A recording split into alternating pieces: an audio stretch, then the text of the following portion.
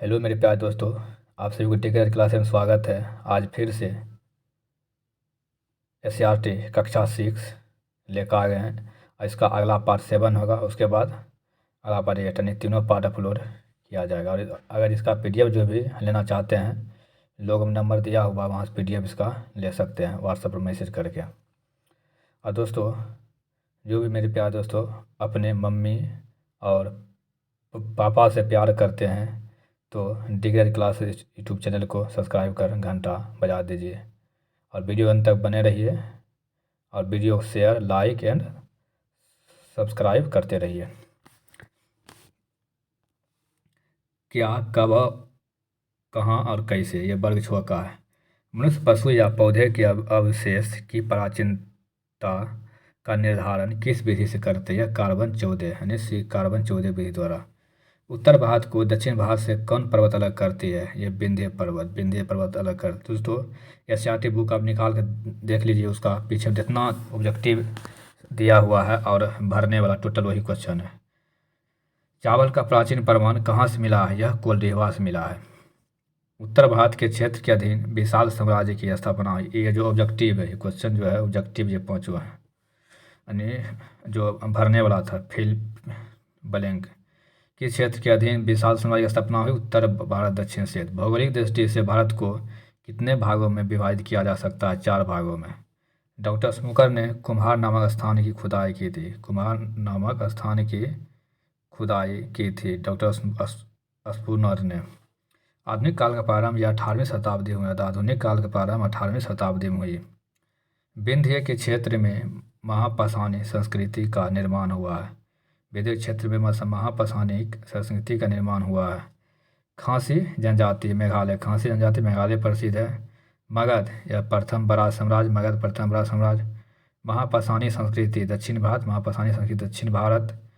चौपानी मांडो, यह अनाज के परमान के लिए प्रसिद्ध है। चौपानी मांडो यह अनाज के परमान के लिए प्रसिद्ध है। अध्याय 3, प्रारंभिक समाज। भारतीय उपमहाद्वीप में आरंभिक मानव के निशान किस राज्य से अधिक मिला है? यह मध्य प्रदेश से। भारतीय उपमहाद्वीप में आरंभिक मानव के निशान किस राज्य से अधिक मिला है? मध्य प्रदेश। प्रारंभिक औजार अधिकांशतः किस चीज़ से बने हैं? यह पत्थर बने दोस्तों। आरंभिक मानव बस्तियों से जुड़ा पैसरा नामक स्थान यह बिहार के किस जिले में अवस्थित? यह मुंगेर जिले में अवस्थित है। पाषाण काल को कितने भागों में बांटा गया है? 3 भागों में, पूरा पाषाण काल, मध्य पाषाण काल और नवपाषाण काल। भीमबेटका किस राज्य में? यह मध्य प्रदेश में है। आरंभिक मानव का मुख्य बसेरा कहाँ है? यह गुफा में।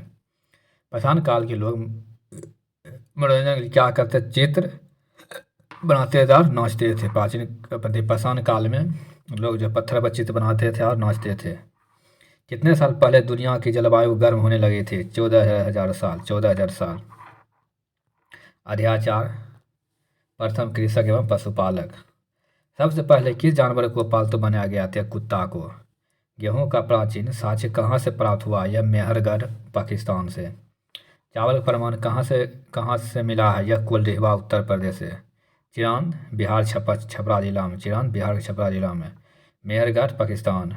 बुझहोम कश्मीर और कोल्डिवा यह उत्तर प्रदेश। कोल्डिवा उत्तर प्रदेश।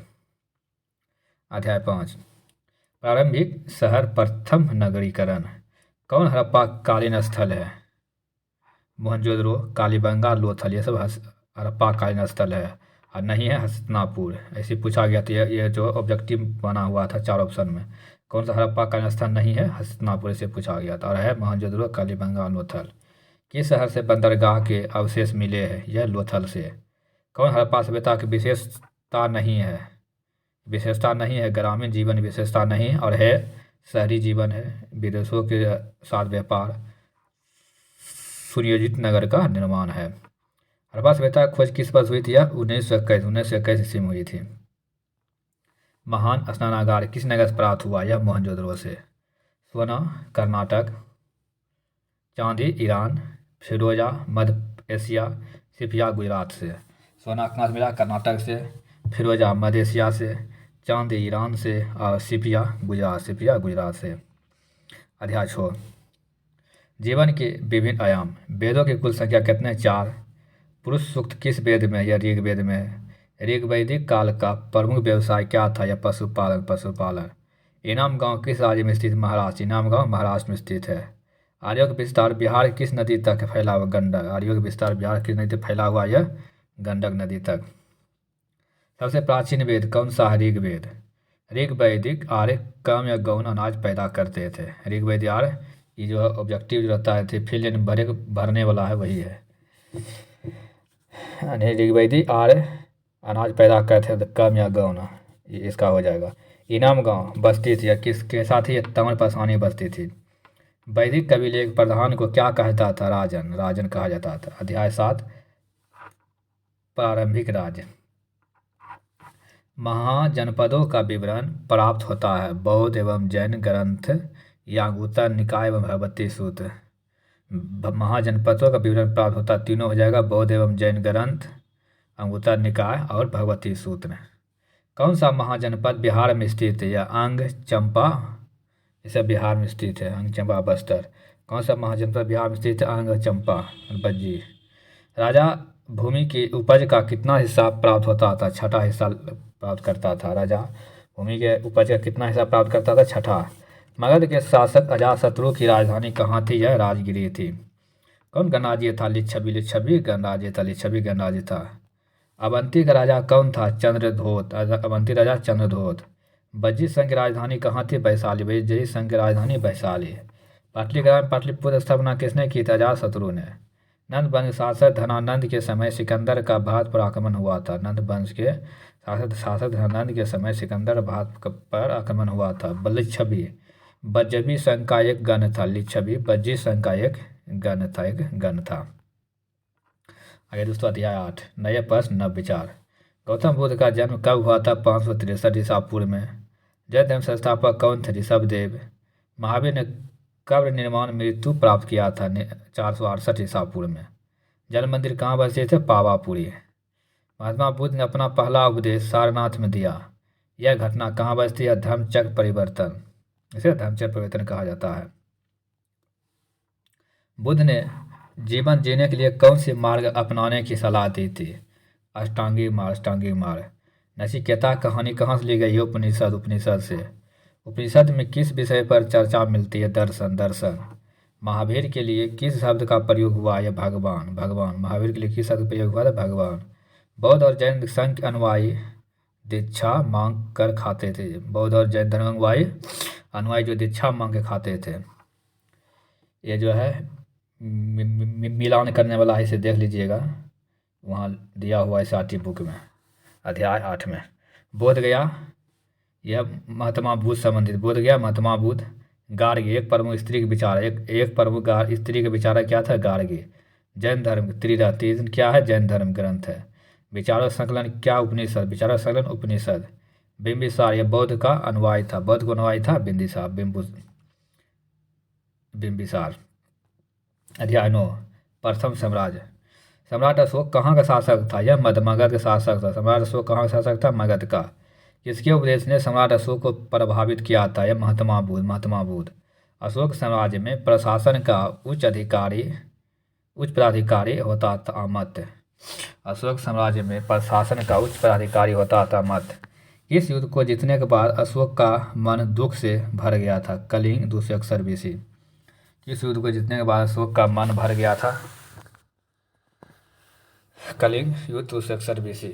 ब्राह्मी लिपि को किसने पढ़ा था? जेम्स प्रिंसपे ने 1837 में। ब्राह्मी लिपि को किसने पढ़ा था? जेम्स प्रिंसपे ने 1837 ईस्वी में। उत्तर भारत और मध्य एशिया के लिए आने जाने के मार्ग क्या था? यह तहसीला था। उत्तर भारत और मध्य के लिए आने जाने का मार्ग क्या? तहसीला। किस शासक ने अपने संदेश शिलालेख पर लिखवाए हैं? सम्राट अशोक। किस शासक ने अपने संदेश शिलालेख पर लिखवाए थे? सम्राट अशोक ने। कलिंग बंगाल का प्राचीन नाम क्या है? उड़ीसा। किस अंग्रेज ने विद्वान ने सर्वप्रथम ब्राह्मी लिपि को पढ़ा था? जेम्स प्रिंसपे ने 1837 में। किसके प्रशासन में प्रांतों को जिलों में बांटा गया था? यह अशोक के शासनकाल में। किसके प्रशासन में प्रांतों को जिलों में बांटा गया था? अशोक। सम्राट अशोक की राजधानी कहाँ थी? पाटलिपुत्र। आज कलिंग भारत के किस राज्य में है? यह उड़ीसा। अशोक के धर्म में निहित अच्छी बात को लिखे। यह बड़ों का आदर करना और उसके आज्ञा का पालन करना। अशोक के धर्म में निहित अच्छी बात कौन सा है? बड़ों का आदर करना और उसके आज्ञा का पालन करना। राजस्व संग्रहकर्ता के को क्या कहते हैं? कर इकट्ठा करने वाला बोला। राजस्व संग्रहकर्ता क्या कहते हैं? कर इकट्ठा करने वाला। भारत राष्ट्रीय चिन्ह कहाँ से लिया गया? यह सारनाथ से लिया गया। अशोक स्तंभ। अशोक के ज़्यादातर अभिलेख किस भाषा में लिखे गए? यह ब्राह्मी भाषा में लिखे गई है। अध्याय 10 शहरी एवं ग्रामीण सभ्यता। छोटे एवं स्वतंत्र किसानों को क्या कहा जाता है? गृहपति। छोटे एवं स्वतंत्र किसानों क्या कहा जाता है? गृहपति। समकालीन दक्षिण भारत संपन्न किसानों को क्या कहा जाता है? बेलार। गरीब किसान उनवार को कहते हैं। संगमकालीन दक्षिण भारत में संपन्न किसानों को क्या कहा जाता था? बेलार। और गरीब किसानों को क्या कहा जाता था? उनवार। सुदर्शन झील का निर्माण सबसे पहले किसने करवाया था? चंद्रगुप्त मौर्य। सुदर्शन झील का निर्माण सबसे पहले किसने करवाया था? चंद्रगुप्त मौर्य। संगमकालीन व्यापार नगर कौन नहीं था? कन्याकुमारी नहीं था और है पुहार, उरैयूर और त्वंडी सब है। समकालीन व्यापारिक नगर है पुहार, उरैयूर और त्वंडी और नहीं है कन्याकुमारी। अध्याय 10 छोटे एवं स्वतंत्र किसानों को क्या कहा जाता था? गृहपति। छोटे एवं स्वतंत्र किसानों को क्या कहा जाता था? गृहपति। संगमकालीन दक्षिण भारतीय संपन्न किसानों को क्या कहा जाता? बेलार। संगमकालीन दक्षिण भारतीय संपन्न किसानों को क्या कहा जाता? बेलार। सुदर्शन झील का निर्माण सबसे पहले किसने करवाया था? चंद्रगुप्त मौर्य। चंद्रगुप्त मौर्य ने कराया था। सुदर्शन झील का निर्माण किसने करवाया था? चंद्रगुप्त मौर्य ने करवाया था। अध्याय 2 सुदूर प्रदेशों से संपर्क। प्रसिद्ध यूनानी शासक कौन था? मिनांडर। प्रसिद्ध यूनानी शासक कौन था? मिनांडर। कनिष्क की राजधानी कहाँ थी? पेशवा। अध्याय 11 है दोस्तों, सुदूर प्रदेश से संपर्क। प्रसिद्ध यूनानी शासक कौन था? मिनांडर। कनिष्क की राजधानी कहाँ थी? पेशावर। शुंग वंश का संस्थापक कौन था? पुष्यमित्र शुंग। मगध वंश के बाद मगध पर कौन शासन किया था? शुंग वंश ने। इन्युको ग्रीक राजा भारत में कहाँ से आए थे? बलख या बैक्टीरिया के शासक थे, उसे बलख भी कहा जाता था। इन्युको ग्रीक राजा भारत में कहाँ से आए थे? बलख या बैक्टीरिया से। सुदर्शन झील की मरम्मत किसने करवाई थी? रुद्रदामन ने। किस वंश के सबसे प्रसिद्ध राजा कनिष्क थे? या कुषाण। कनिष्क ने किस धर्म को राजकीय संरक्षण प्रदान किया? बौद्ध। कनिष्क ने किस धर्म को राजकीय संरक्षण प्रदान किया था? बौद्ध धर्म को। इधर से मिलान करने वाला है, चैप्टर नंबर 11 में देखिएगा एससीईआरटी निकाल करके। महायान या बौद्ध धर्म संबंधित है। मिनांडर इंडो ग्रीक से। रुद्रदामन शक स्तूप सांची और मिलिंद पन्ह बौद्ध ग्रंथ से। महायान बौद्ध धर्म से, मिनांडर इंडो ग्रीक, रुद्रदामन शक स्तूप सांची, मिलिंद पन्ह बौद्ध ग्रंथ से। अध्याय 12 नए साम्राज्य एवं राज। समुद्रगुप्त की प्रस्ती किसने लिखी थी? हरिसेन ने लिखी। समुद्रगुप्त की प्रस्ती किसने लिखी थी? हरिसेन। हर्षवर्धन किस वंश का राजा था? यह पुष्यभूति वंश का। मरौली के लौह स्तंभ से किसके राज्य में बारे में जानकारी मिलती है? चंद्रगुप्त।